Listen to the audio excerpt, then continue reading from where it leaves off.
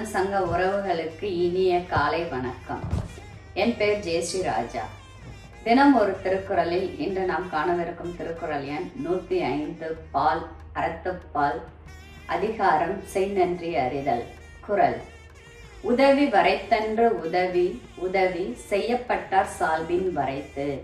இதன் பொருள்: உதவி என்பது செய்யப்படும் அளவை பொறுத்து அது சிறப்படைவதில்லை. அந்த உதவியை பெறுபவரின் பண்பை பொறுத்தே அதன் அளவு மதிப்பிடப்படும்.